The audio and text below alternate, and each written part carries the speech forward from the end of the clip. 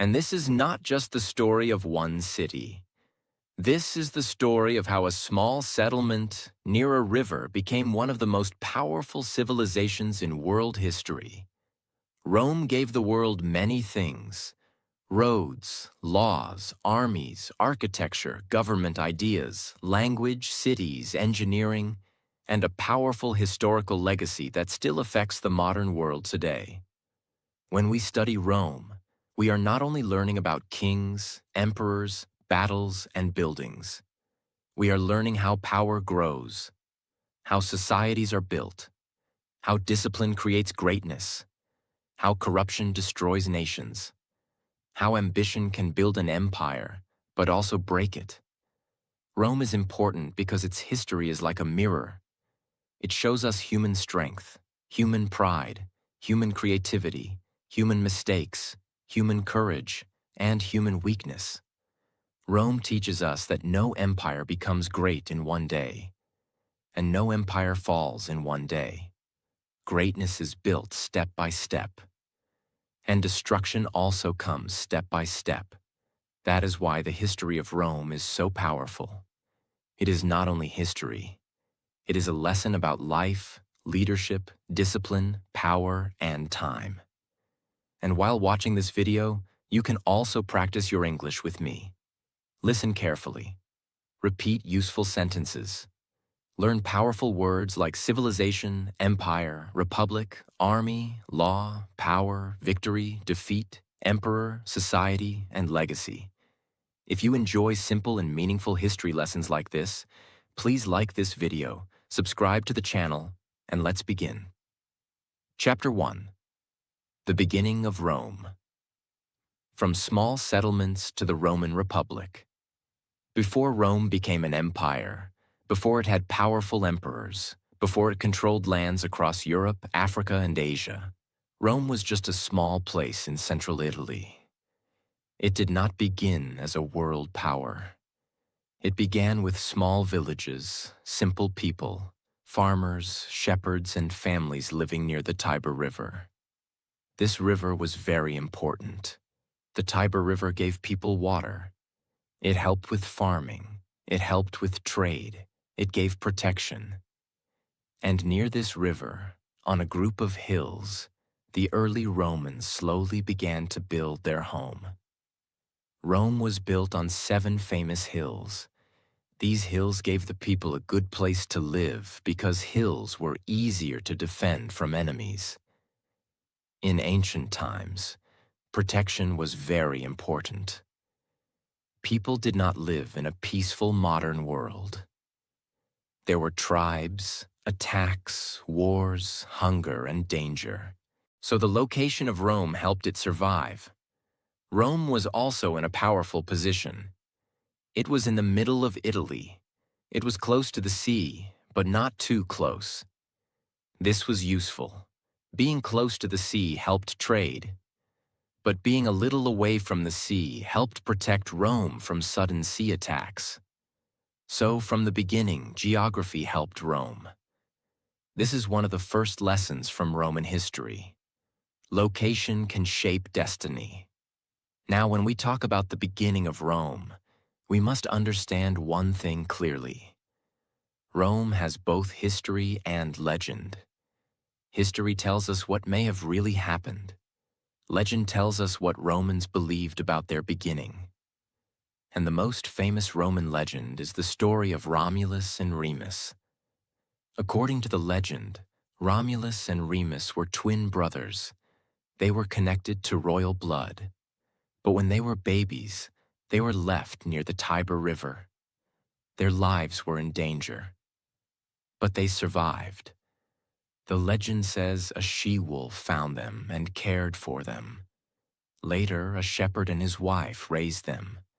When the brothers grew older, they wanted to build a city. But they argued about where the city should be built and who should rule it. The argument became violent. Romulus killed Remus. Then Romulus became the founder of Rome. According to tradition, Rome was founded in 753 BC. This story may not be completely historical, but it was very important to Romans. Why? Because it gave Rome a powerful identity. The story showed survival, conflict, ambition, violence, leadership, and destiny. In a strange way, the story of Romulus and Remus reflected the future of Rome itself. Rome would become powerful, but Rome would also be filled with struggle, competition, family conflict, political violence, and ambition. From the beginning, Rome's story was not soft. It was dramatic. It was powerful. It was full of struggle. After this legendary beginning, Rome slowly grew. In its earliest stage, Rome was not an empire. It was not even a republic. Rome was ruled by kings. This period is called the Roman Kingdom. The Roman kingdom lasted for more than 200 years, according to tradition.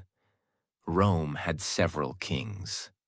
Some were seen as wise. Some were seen as strong. Some were connected with religion. Some were connected with war. During this early period, Rome was still learning how to become a real city. The Romans developed religious practices. They built basic political systems. They formed early social classes. They improved farming. They created public spaces. They learned from other people around them. And one of the most important groups around early Rome was the Etruscans. The Etruscans lived in central Italy, north of Rome.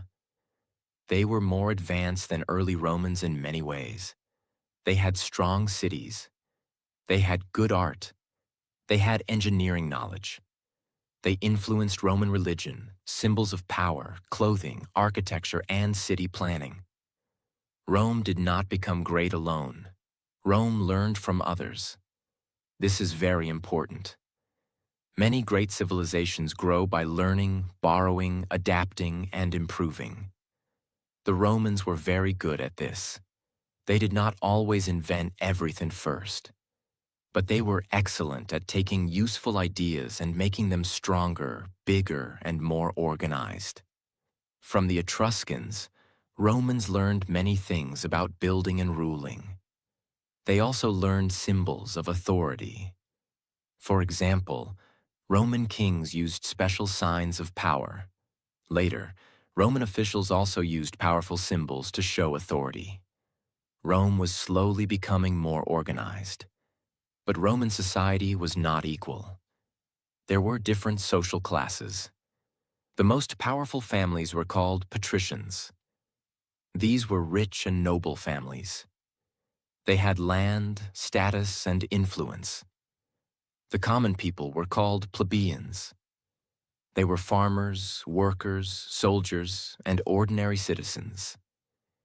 The plebeians were important because they worked, fought, and supported the city. But in the early days, they had less political power. This tension between rich and ordinary people became one of the biggest themes in Roman history. Rome was not only fighting outside enemies, Rome was also struggling inside its own society. Power was always a question. Who should rule? The rich, the king, the people, the army, the Senate? This question would shape Rome for centuries. Religion was also very important in early Rome. Romans believed that gods were connected to daily life. They believed gods watched over families, farms, war, marriage, birth, death, and the city itself. Religion was not only personal, it was political. Leaders used religion to guide decisions. Public ceremonies were important. Priests had influence. Before big events, Romans often looked for signs from the gods. This shows us how ancient people understood the world. They did not separate religion, politics, war, and society the way many people do today. For Romans, everything was connected. Family was also a strong part of Roman life. The father had great authority in the household. Respect for ancestors was important. Discipline was important. Duty was important. Romans valued strength, loyalty, seriousness, and service to the community. These values helped Rome grow. Rome's early people were not soft luxury seekers. They were practical people. They worked on land. They fought when needed. They respected discipline. They believed in duty. And slowly, these values became part of the Roman character. Another important thing in early Rome was the army. At first, Rome's army was not the professional army we imagine later. It was made of citizen soldiers. These were men who worked as farmers but fought when Rome needed defense. This created a strong connection between land, citizenship, and military service. To be Roman was not only to live in Rome. It meant you had duties, you had responsibilities, you had to serve. This sense of duty helped Rome survive in a dangerous world. But the kingdom period did not last forever. According to Roman tradition, the last king of Rome was Tarquin the Proud. He was seen as cruel and arrogant. His rule created anger among the Roman people and nobles. Finally, the Romans removed the king. This was a turning point. The Romans decided they did not want to be ruled by kings anymore. They hated the idea of one man having too much power. So, around 509 BC, Rome became a republic. This was one of the most important moments in Roman history. The word republic comes from the idea of public affairs. It means the state was not supposed to belong to one king. It belonged to the people, at least in theory. But we must understand this carefully. The Roman Republic was not a modern democracy. Not everyone had equal power. Women could not vote. Slaves had no freedom. Rich families had strong influence. But still, the Republic was a major change. Instead of one king, Rome now had elected officials. The most important officials were called consuls. There were usually 2 consuls at the same time. This was done to stop one person from becoming too powerful. Each consul could check the other. This idea was very important. Romans understood that power must be controlled. Because uncontrolled power can become dangerous. Rome also had the Senate. The Senate was made mostly of powerful aristocratic men. It became one of the most important political bodies in Rome. The Senate advised leaders. It influenced laws. It guided foreign policy. It controlled money and decisions. Even when Rome later had emperors, the idea of the Senate remained important. The early republic also faced many internal struggles. The plebeians wanted more rights. They wanted protection from unfair treatment. They wanted a voice in government. The patricians wanted to keep power. This conflict between patricians and plebeians is called the conflict of the orders. It lasted for a long time. The plebeians did not simply accept their lower position. They pushed for rights. They demanded representation. They gained special officials called tribunes. Tribunes could protect plebeians from unfair actions by powerful officials. This was a huge step. It showed that ordinary people could fight for political rights. Rome became stronger because it slowly included more of its people in the system.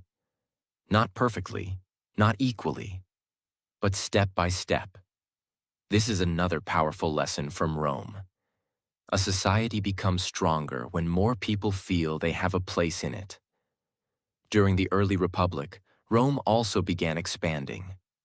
At first, Rome did not control all of Italy. It was just one city among many groups. There were Latins, Sabines, Etruscans, Samnites, Greeks in southern Italy, and other peoples. Rome had to fight many wars to survive and grow. But Rome had one special strength. When Rome defeated enemies, it often did not simply destroy them completely. Many times, Rome made alliances. It gave some rights.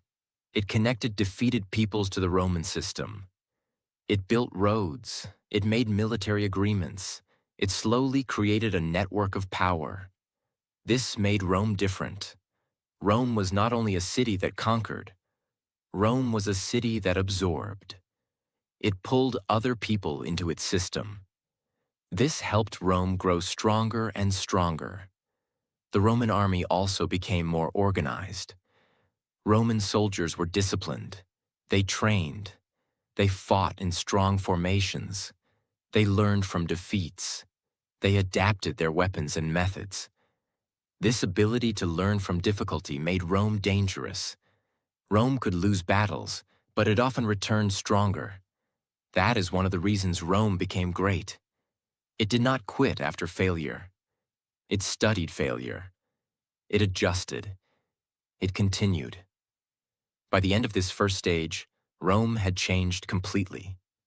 It began as small settlements near the Tiber River. It became a city. It was ruled by kings. It learned from the Etruscans. It developed religion, family values, social classes, and military discipline. It removed its kings. It created the Republic. It started building laws, offices, checks on power, and citizen responsibility. And then it began expanding across Italy. This was only the beginning. Rome was not yet the master of the Mediterranean world. It had not yet fought Carthage. It had not yet produced Julius Caesar. It had not yet created emperors. It had not yet become the Roman Empire. But the foundation was ready. The spirit was ready. The discipline was ready. The ambition was ready. Rome had learned how to survive. And soon, Rome would learn how to conquer. Chapter 2. Rome conquers the Mediterranean and the Republic begins to break. After Rome became stronger in Italy, it faced a new question. Would Rome remain only an Italian power? Or would Rome become a power of the whole Mediterranean world? The answer came through war. And the biggest enemy Rome faced in this period was Carthage. Carthage was a rich and powerful city in North Africa, in the area of modern Tunisia. It had a strong navy. It controlled trade routes. It had wealth, ships, soldiers, and influence. Rome was strong on land. Carthage was strong at sea. So when these two powers started competing, the conflict became huge. These wars between Rome and Carthage are called the Punic Wars. There were 3 Punic Wars, and they changed Rome forever. The First Punic War began in 264 BC. The main fight was for control of Sicily, an important island between Italy and North Africa. At that time, Rome was not a great sea power. Rome was better at land battles. But if Rome wanted to defeat Carthage, it had to learn naval warfare. So Rome did something very Roman. It adapted. It learned. It copied useful methods. It built ships. It trained sailors. It turned weakness into strength. After many years of fighting, Rome won the First Punic War. Rome gained Sicily.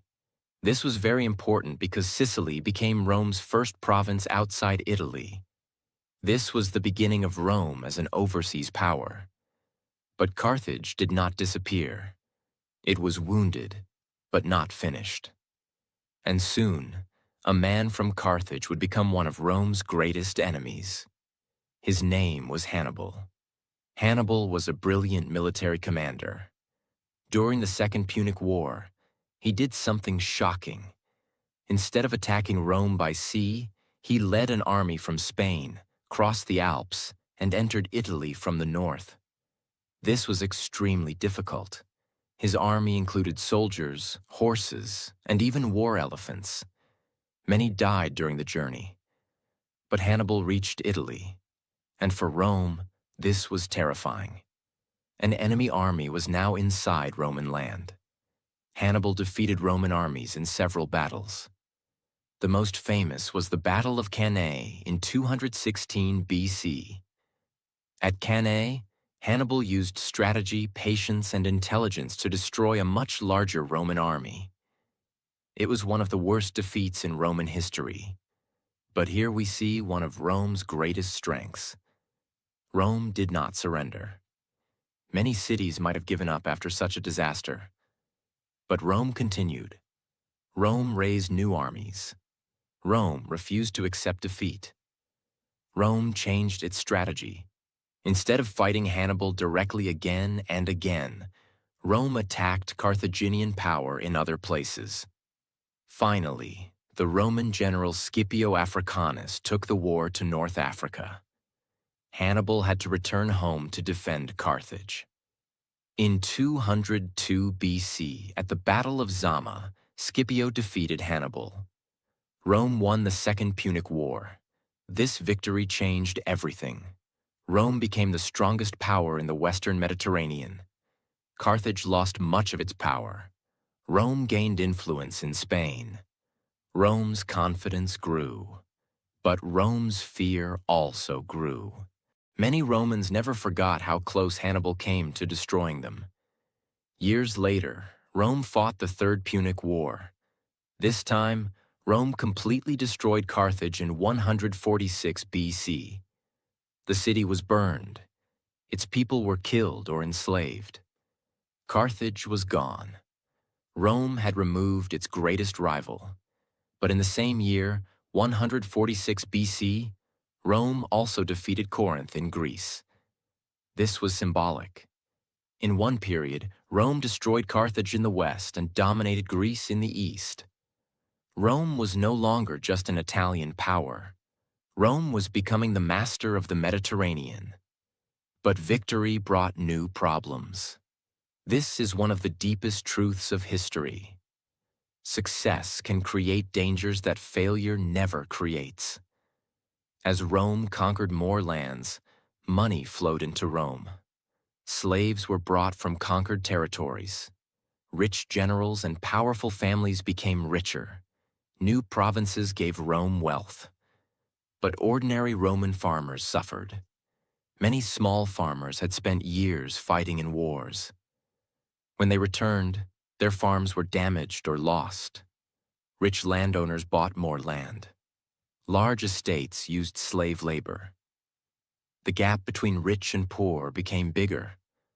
Rome was winning outside, but struggling inside. This is very important to understand. A nation can look powerful from outside and still be breaking from inside. The Roman Republic had been built on citizen farmers, duty, and shared responsibility. But now wealth, luxury, ambition, and inequality were changing Roman society. Politics became more violent. Leaders began using public anger to gain power. The army also changed. Earlier, soldiers were connected to the state. But over time, soldiers became more loyal to their generals. Why? Because generals gave them rewards, land, and money. This was dangerous. If an army loves its general more than the law, the Republic is in trouble. Rome now had powerful generals with personal armies. And these generals began fighting not only foreign enemies, but each other. Before Julius Caesar came, Rome had already seen major political tension. Two important reformers were the Gracchi brothers, Tiberius and Gaius Gracchus. They tried to help ordinary Romans by supporting land reform and other changes. But their reforms threatened powerful elites. Both brothers were killed. Their deaths showed that Roman politics was becoming violent.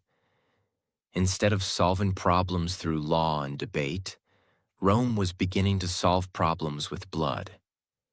Then came powerful military leaders like Marius and Sulla. Marius changed the Roman army by allowing poorer citizens to become soldiers. This made the army larger and more flexible. But it also made soldiers depend more on generals for payment and land. Sulla later marched his army into Rome itself. This was shocking. A Roman general using a Roman army against Rome was a terrible sign. It showed that the Republic's rules were weakening. Power was moving from institutions to individuals, from law to armies, from public duty to personal ambition. Then came one of the most famous figures in world history, Julius Caesar. Julius Caesar was intelligent, ambitious, brave, and dangerous. He came from an old noble family, but he built popularity with ordinary people. He was a politician, a speaker, a writer, and a general. He knew how to inspire soldiers. He knew how to win public support. And he knew how to use opportunity. Caesar formed an alliance with two other powerful men, Pompey and Crassus. This alliance is called the First Triumvirate. It was not an official government structure in the modern sense. It was more like a political agreement between powerful men. Crassus had great wealth. Pompey had military fame. Caesar had ambition and political skill. Together, they dominated Roman politics for some time. But alliances built on ambition often do not last. Caesar became governor in Gaul, an area that included much of modern France and nearby regions. There, he fought long wars and conquered huge territories. The Gallic Wars made Caesar extremely famous. His soldiers became loyal to him. His wealth and reputation grew. He wrote about his campaigns, and his image became powerful in Rome. But the Senate became afraid. Pompey also became his rival. The Roman leaders feared Caesar was becoming too powerful.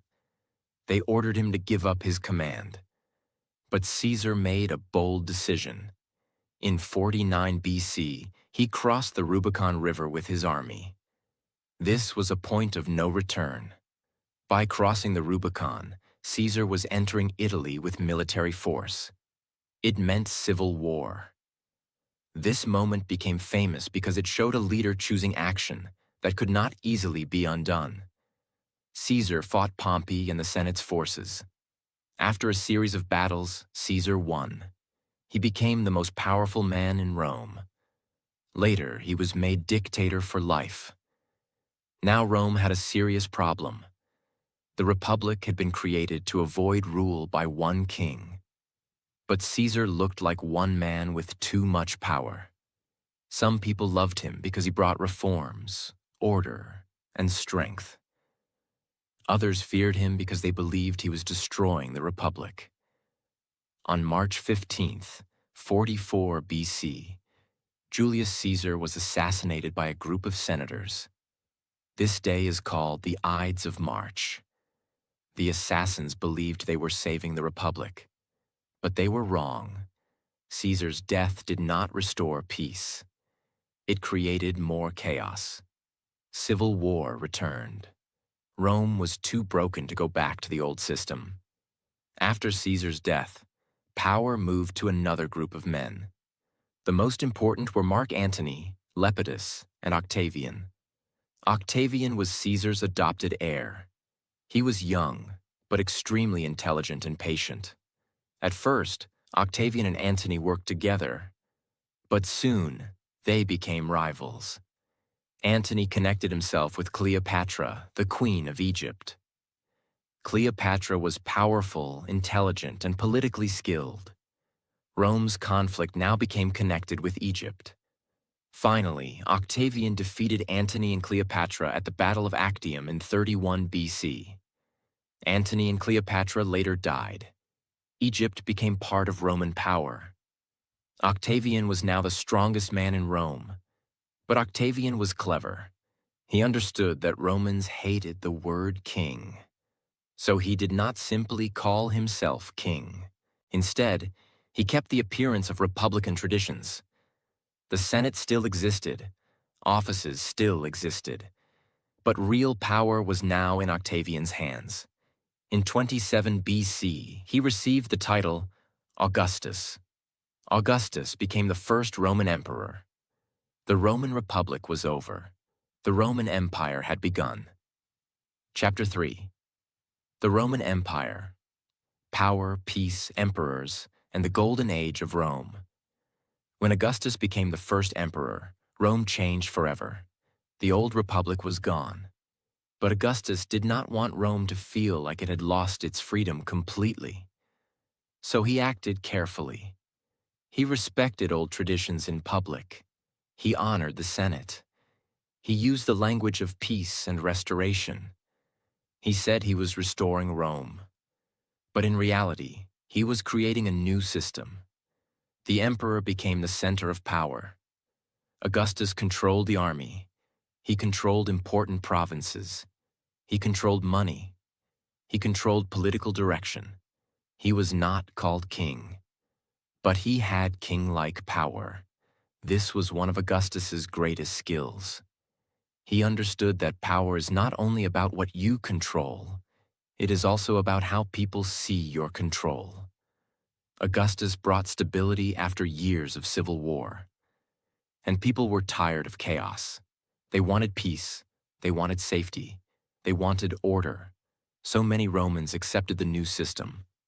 This period began what we call the Pax Romana. Pax Romana means Roman peace. It lasted for about 2 centuries.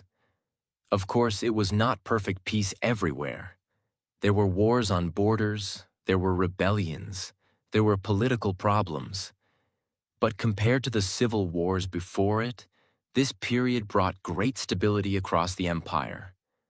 Trade became safer. Roads connected cities. Armies protected borders. Laws organized society. Cities grew. Architecture flourished.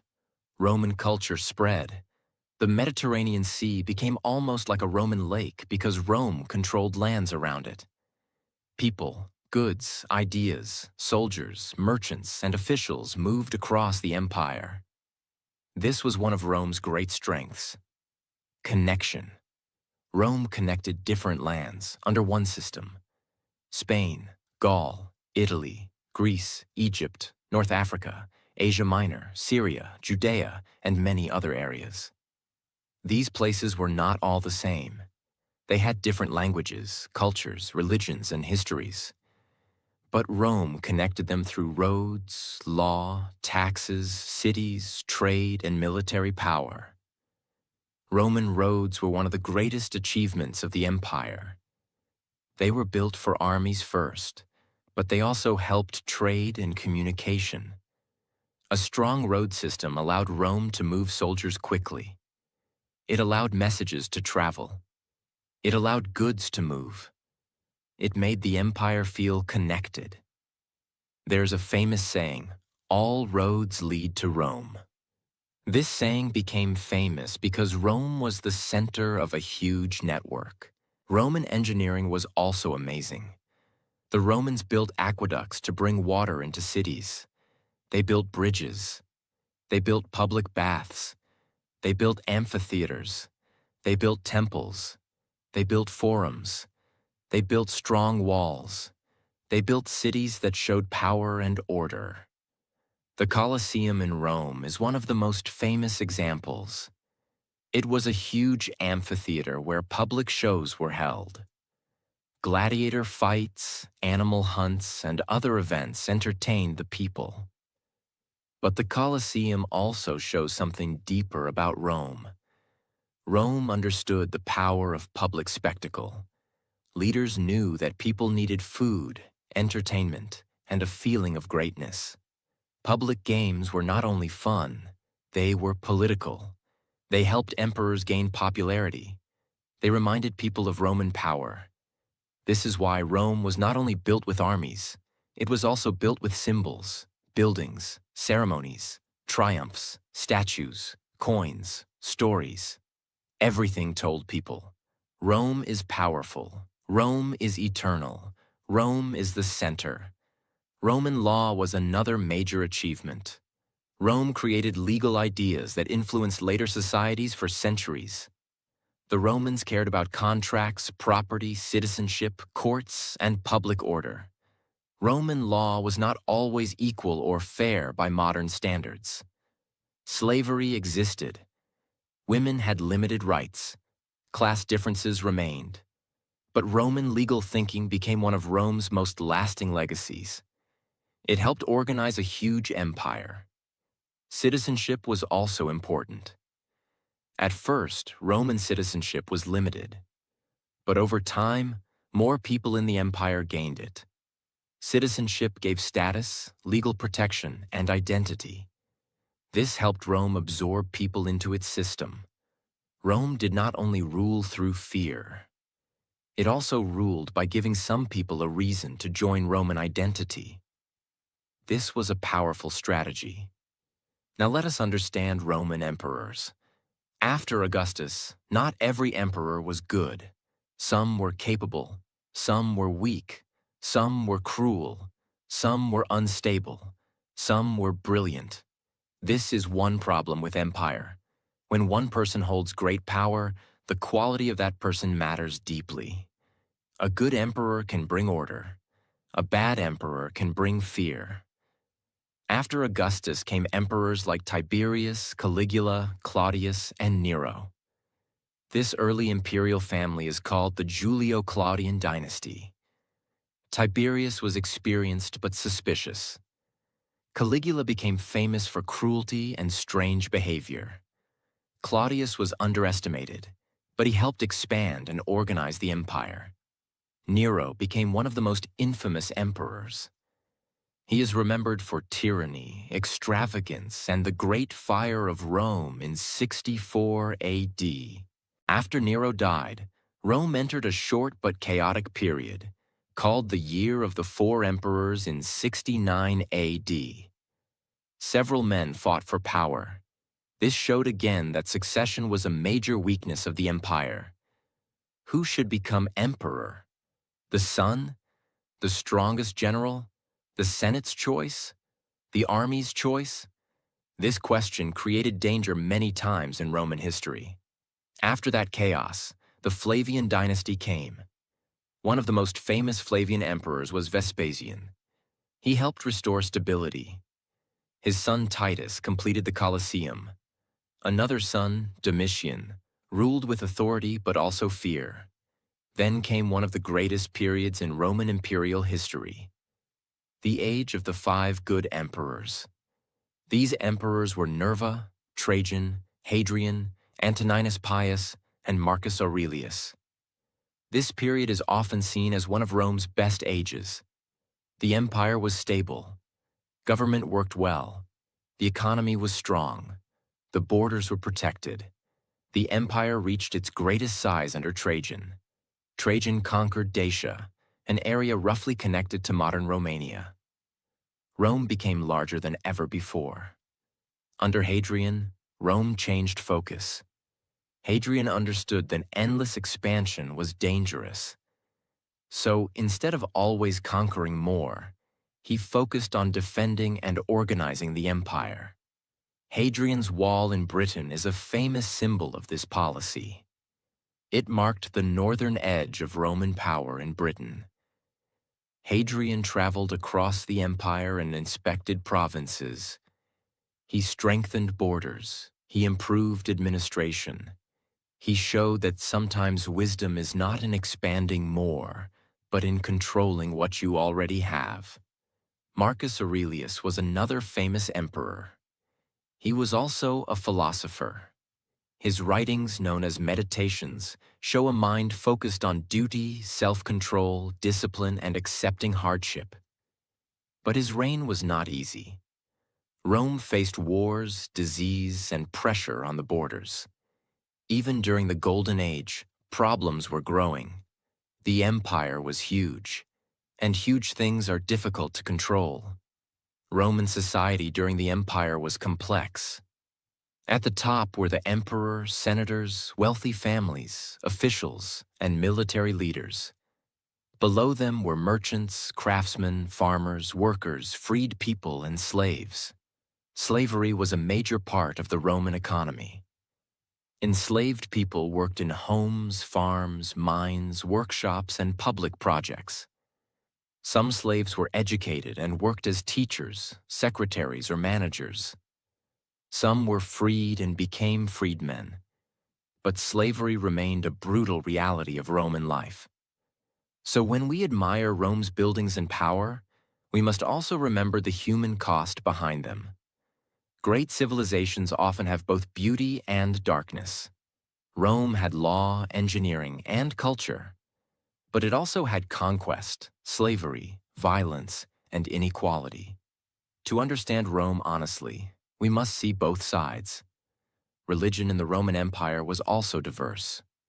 Romans worshipped many gods. They adopted gods from other cultures. Emperor worship also became important in some places. People honored the emperor as a symbol of Roman unity and power. But inside this empire, a new religious movement began to grow. Christianity. Christianity began in Judea, a Roman-controlled region. It was based on the life and teachings of Jesus Christ. At first, Christians were a small group. They believed in one God. They followed Jesus. They believed in love, forgiveness, salvation, and eternal life. This was very different from traditional Roman religion. Christians often refused to worship Roman gods or the emperor. This created suspicion. Sometimes Christians were persecuted. They were blamed during crises. Some were arrested, punished, or killed. But Christianity continued to spread. Why? Because its message gave hope to many people. It attracted poor people, slaves, women, and also educated people over time. It offered spiritual equality before God. It created communities of support. It gave meaning in a difficult world. This is important because Christianity would later transform the Roman Empire itself. But in the High Empire period, Rome still looked powerful. Its cities were active. Its army was feared. Its roads were strong. Its laws were respected. Its culture spread widely. Latin became important in the western part of the empire. Greek remained important in the eastern part. Roman culture mixed with local cultures. This is called Romanization. In many provinces, local elites adopted Roman customs. They built Roman-style buildings. They learned Latin. They served in government. They joined Roman politics. They became part of the empire. This helped Rome last longer. Because people were not only conquered, many were slowly included. But the empire also depended heavily on the army. The Roman army protected borders, built roads, controlled provinces, and supported emperors. Legions were highly organized. Soldiers trained hard. Military camps sometimes became permanent towns. The army was one of Rome's greatest strengths. But later, it also became one of Rome's biggest political dangers.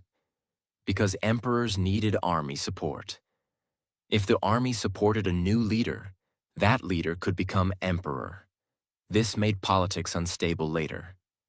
By the end of the Golden Age, Rome was still powerful, but the warning signs were present. The empire was too large. Borders were under pressure. The economy needed constant support. Leadership depended too much on the emperor. The army had great political power. Disease and war weakened the population. And after Marcus Aurelius, Rome began moving into a more difficult period. His son Commodus became emperor. Commodus was very different from his father. His rule is often seen as the beginning of serious decline after the Golden Age. He was more interested in personal glory and entertainment than responsible leadership. After his death, Rome again faced instability. The empire still stood, but the golden calm was fading. Chapter 4. Crisis, Division, Christianity, the Fall of Western Rome, and the Legacy that Never Died. After the Golden Age of Rome, the empire did not fall immediately. This is very important to understand. Rome did not collapse in one night. Rome did not fall because of one bad emperor, one battle, or one single mistake. The fall of Rome was a long process. It was like a strong building that slowly developed cracks. At first, the cracks were small, then they became deeper, then the walls became weak, and finally, one part of the building fell. This is how Rome declined. Slowly, painfully, step by step. After the time of Marcus Aurelius, the empire entered a difficult period. The Roman Empire was huge. It stretched across many lands. It had long borders. It had different peoples. It needed strong armies. It needed money. It needed good leaders. It needed unity. But keeping such a large empire together was extremely difficult. The empire had to defend itself in Europe, Africa, and Asia. Enemies attacked the borders. Germanic tribes pressed from the north.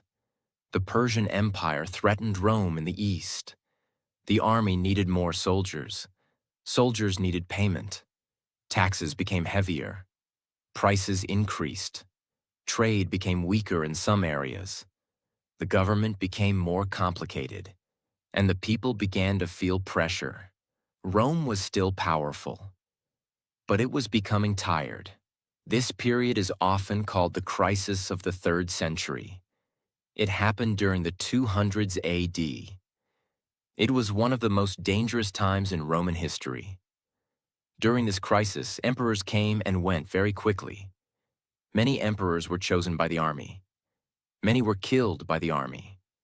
Some ruled only for a short time. Some never had full control. The empire became unstable. Imagine a country where the leader changes again and again, not because of peaceful elections, but because of violence, murder, and military power. That creates fear. That destroys trust. That weakens the system. And that is what happened to Rome. The Roman army, once the protector of the empire, became deeply involved in politics. If soldiers did not like an emperor, they could remove him. If a general had enough military support, he could try to become emperor. This made the throne dangerous. Power became less about law and more about force. This is one of the strongest lessons from Rome. When institutions become weaker than personal ambition, a nation begins to suffer. During this time, parts of the empire even broke away for a while. In the west, there was a breakaway region called the Gallic Empire. In the east, the city of Palmyra became powerful under Queen Zenobia. Rome looked like it might break into pieces, but Rome did not die yet. Strong leaders appeared and tried to save it. One of them was Emperor Aurelian. He ruled in the late 200s AD. Aurelian was a powerful military leader. He reunited parts of the empire. He defeated enemies. He restored Roman control. He was even called restorer of the world. This shows us something important. Rome was weak, but not finished. The empire could still recover when strong leadership appeared. But recovery did not mean the old problems disappeared. The empire needed deeper reform. Then came Emperor Diocletian. Diocletian became emperor in 284 AD. He understood that the empire was too large for one man to control easily, so he made a major change. He divided power. He created a system called the Tetrarchy. Tetrarchy means rule by 4. There would be 2 senior emperors and 2 junior emperors. One part of the leadership would focus on the west. Another part would focus on the east. The idea was simple. If the empire was too big for one ruler, then share responsibility. Diocletian also strengthened the army. He changed the tax system. He made government more organized. He tried to control prices. He wanted order. He wanted stability. He wanted discipline.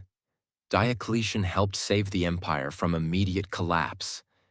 But his reforms also made the empire more controlled and more expensive to run. More government meant more taxes. More soldiers meant more money. More control meant less freedom for many people. Rome survived, but it changed.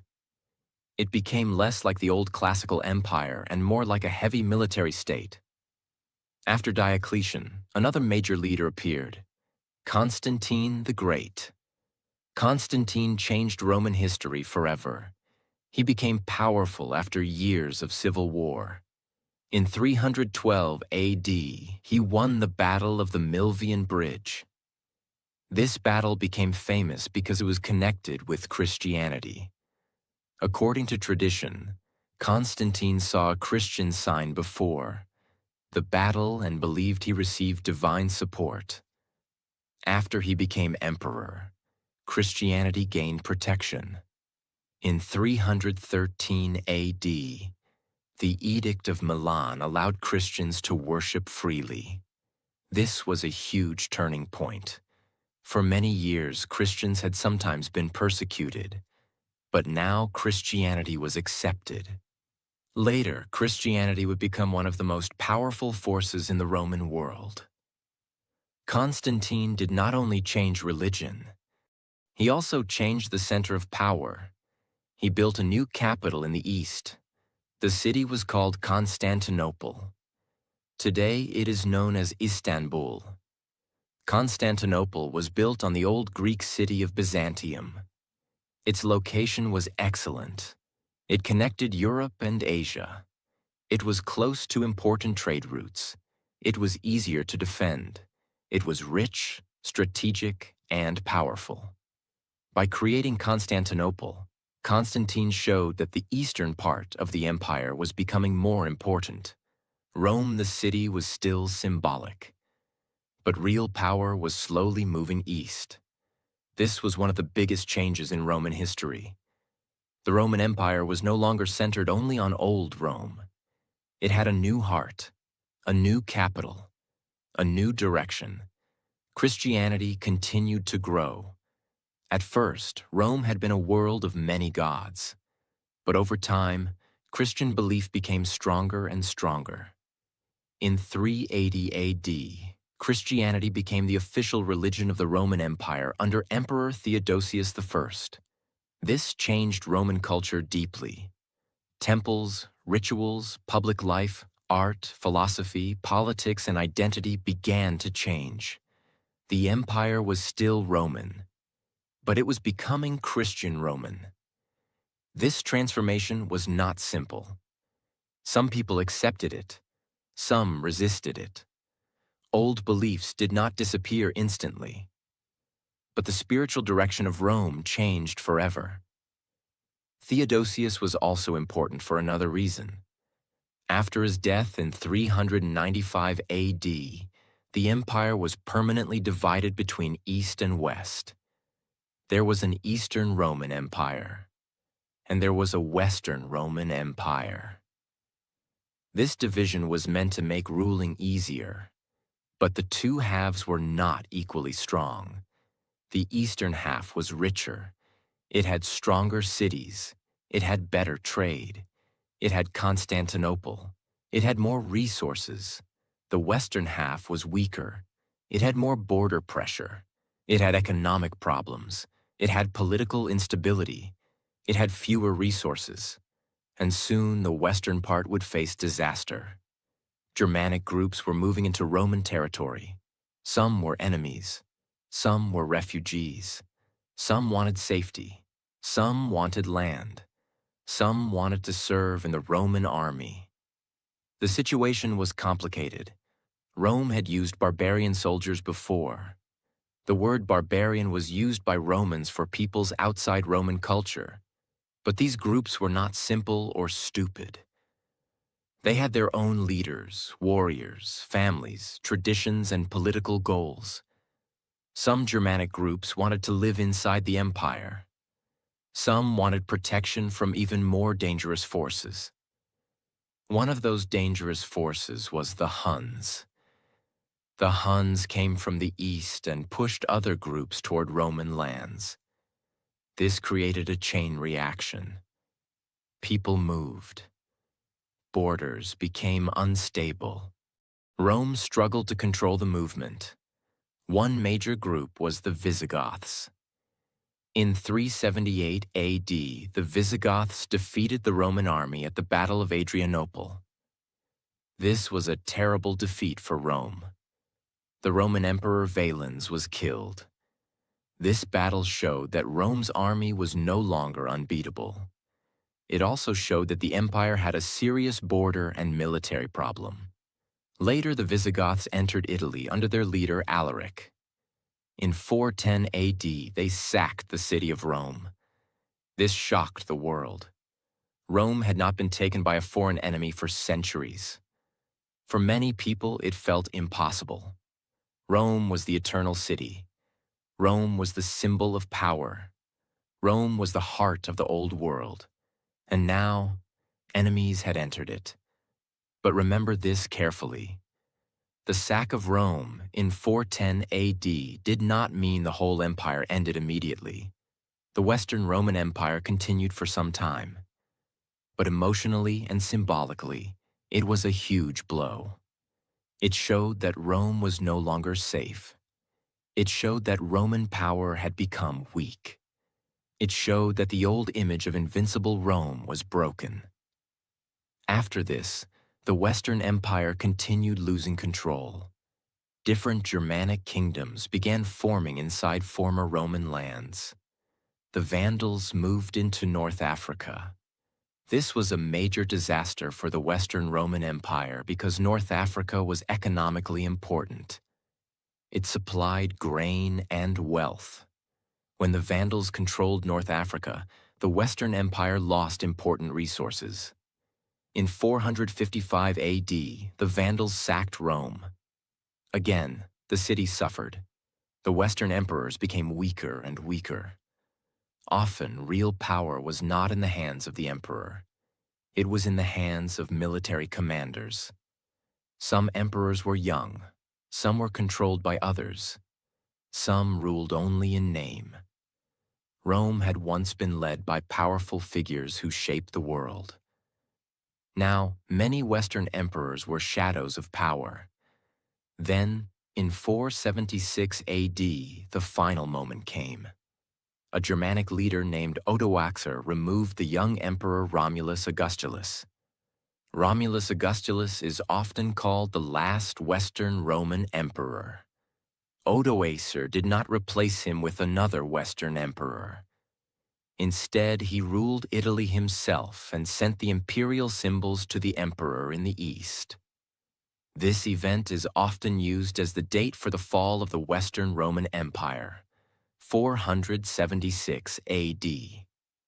But history is not always clean and simple. For people living at that time, it may not have felt like one dramatic ending. Life continued. Cities continued. Roman laws and customs continued in different forms. The Senate still existed for some time. The church grew stronger. Germanic kings used Roman systems. Latin continued. Roman identity did not disappear overnight. But politically, the Western Roman Empire was gone. The Western Emperor was gone. The old Roman state in the West had collapsed. Now we must ask a big question. Why did Western Rome fall? There is no single answer.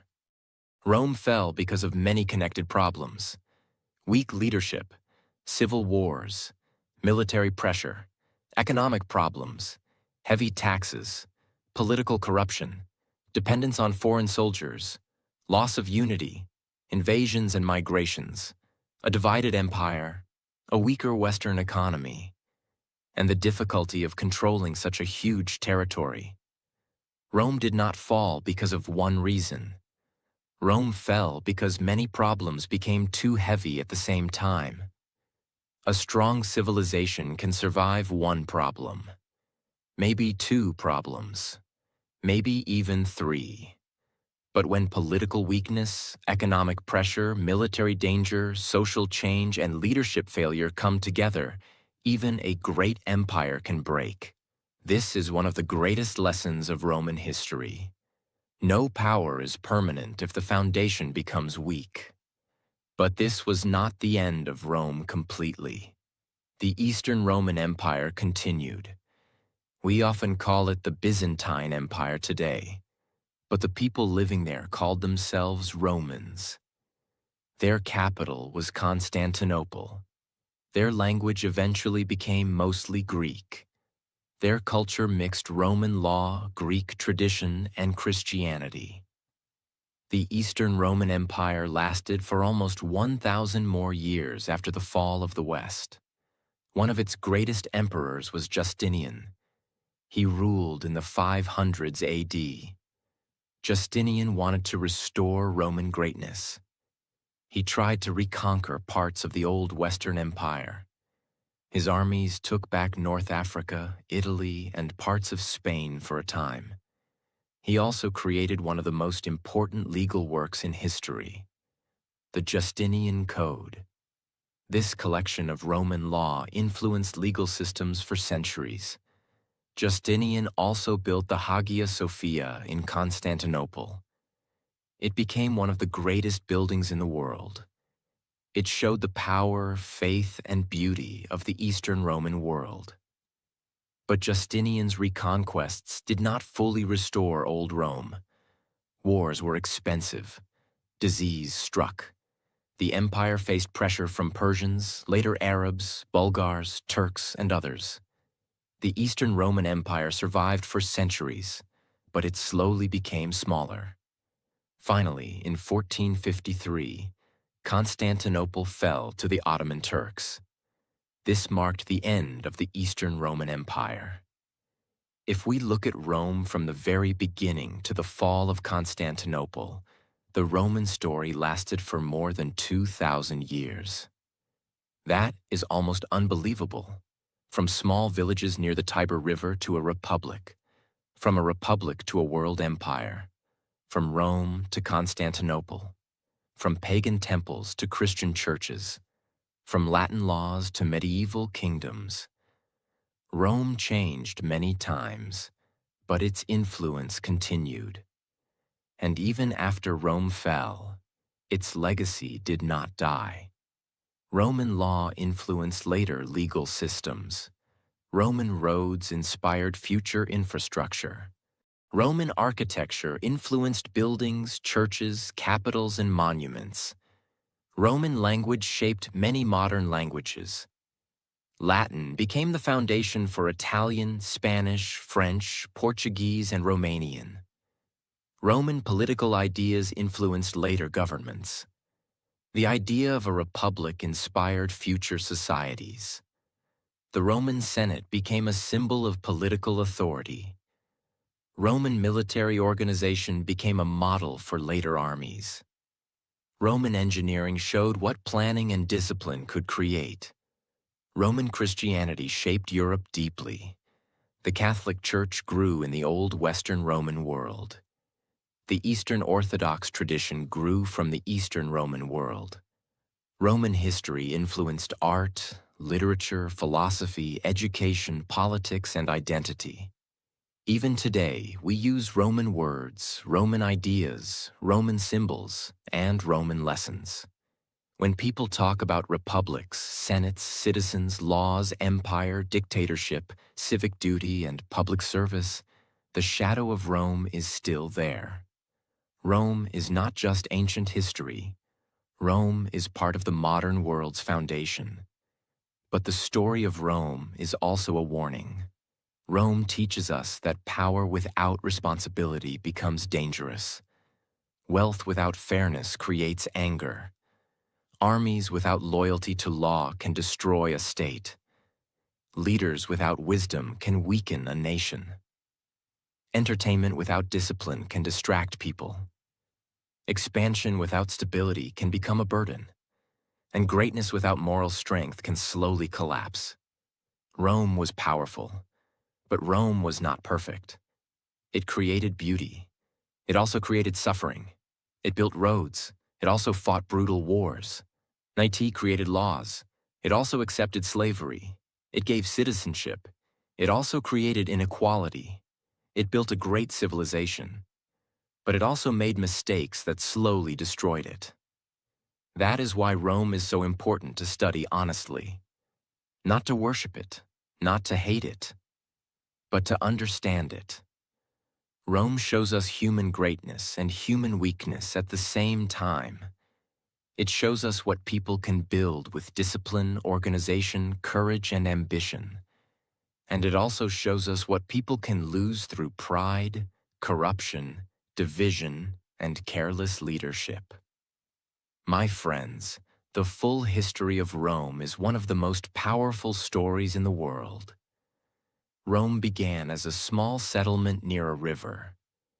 No one at the beginning could have fully imagined what it would become. But step by step, Rome grew. It learned from others. It organized itself. It built strong armies. It created laws. It formed a republic. It conquered enemies. It defeated Carthage.